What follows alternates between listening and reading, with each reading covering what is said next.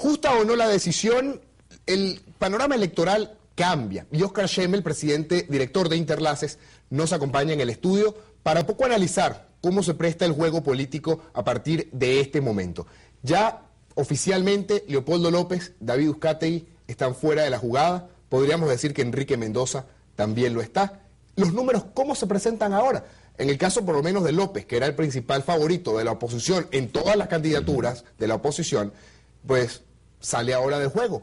¿Cómo queda esto ahora?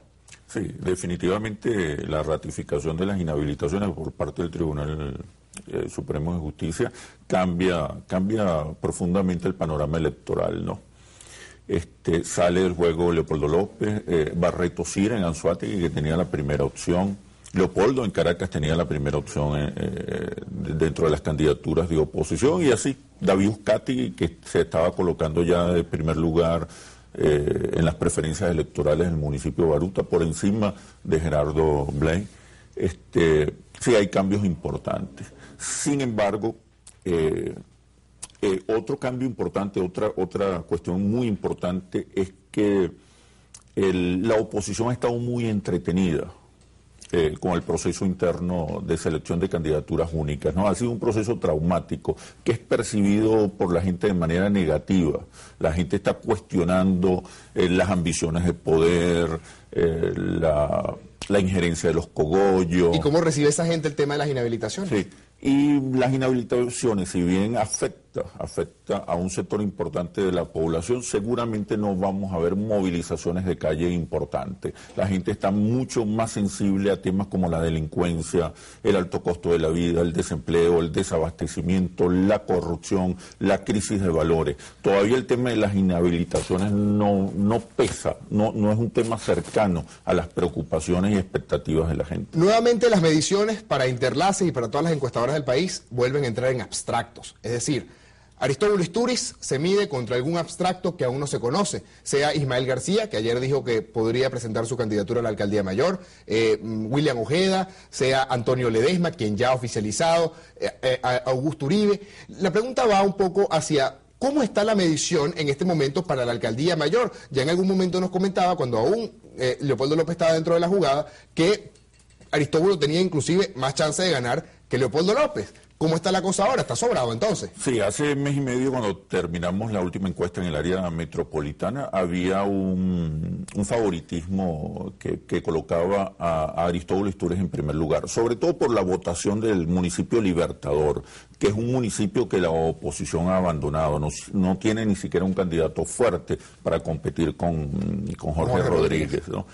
La votación del municipio Libertador favorecía a Aristóbulo Istúriz y eso lo colocaba en primer lugar. No hay que olvidar que el municipio Libertador representa 2.6 votos más que el resto de los municipios del área metropolitana, ¿no? Ahí está concentrado la mayoría del electorado de Caracas, ¿no?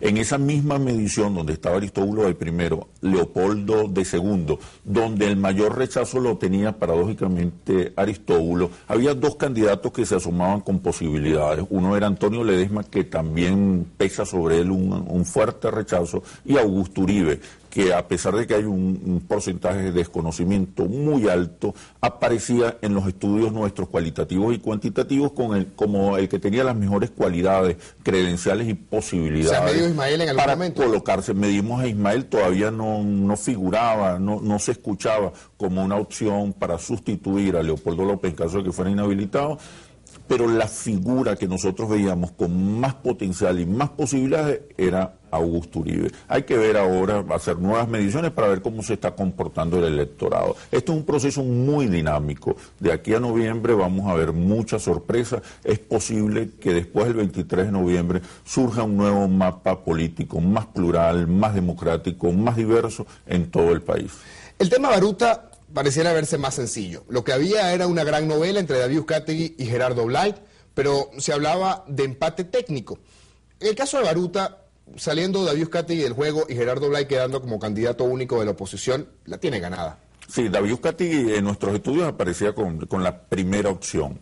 aunque desde el punto de vista cuantitativo las brechas eran muy pequeñas, había ciertamente un empate técnico, pero los estudios cualitativos nos indicaban que la gente percibía a David Uzcategui como quien tenía las mejores credenciales, la mejor experiencia, las mejores cualidades para ocupar la alcaldía de Baruta. A Gerardo se le veía más como parlamentario, como líder de oposición. Como lo que fue. Y a David Uzcategui se le veía en mejores condiciones para ocupar la alcaldía. Sin embargo, tenemos un tercer actor en esta pelea, en esta contienda en el municipio de Baruta, que es Alfredo Romero, que podría capitalizar la votación de David Uzcategui si se presentase como una opción distinta y con cualidades suficientes, con credenciales y con propuestas para ocupar la alcaldía de Baruta. Dentro del escenario electoral, bueno, más allá del tema de las inhabilitaciones que afectaría a la alcaldía mayor, el estado Anzoátegui, el estado Táchira también, donde el candidato a gobernador pues está inhabilitado y pasaría el segundo, ¿cómo está el panorama electoral? Las mediciones hoy día, ¿qué dicen acerca de cómo está presentado el partido de gobierno, la Alianza Patriótica, que en algunas candidaturas van por separado, la oposición, que en algunas ya está unido, ha anunciado 8 candidaturas y en otras no? Sí, nosotros estamos observando una recuperación del chavismo en todo el país. Incluso gobernaciones que estaban perdidas para el oficialismo, vemos cómo las candidaturas chavistas han recuperado, han ganado influencia, han ganado respaldo en estos escenarios regionales. Abro paréntesis, ¿esto a qué se debe? ¿Al presidente Chávez? ¿Se debe al presidente Chávez? ¿Se debe a que ponen candidatos fuertes? ¿Se debe a que la oposición está débil? ¿A qué se debe este crecimiento? Primero, el presidente Chávez sigue teniendo un liderazgo indiscutible, ¿no? Su gestión es bien valorada por cerca de la mitad de la población. Hay estados donde incluso supera el 50% de evaluación positiva, a pesar de que el respaldo al presidente Chávez ha cambiado de calidad. Es decir, el chavista y el simpatizante hoy es más crítico, menos tolerante con los excesos del presidente Chávez, ¿no? Y con los errores del presidente Chávez. Hoy se le critica más al presidente Chávez sus desaciertos, la falta de soluciones, el agravamiento de los problemas. Sin embargo, tiene porcentajes importantes. Esto es un factor que va a influir en la decisión de voto. Pero, por otro lado, la oposición o el proceso de selección de las candidaturas unitarias ha sido muy traumático y la gente percibe una pugna por el poder, ambiciones visibles de poder, faltas de acuerdo, desencuentros graves, y eso le ha restado reputación, influencia, credibilidad a los sectores de oposición. Por eso observamos como estados como Anzoátegui, por ejemplo, que hace 3 meses había una extraordinaria oportunidad para las fuerzas democráticas, para las fuerzas de oposición.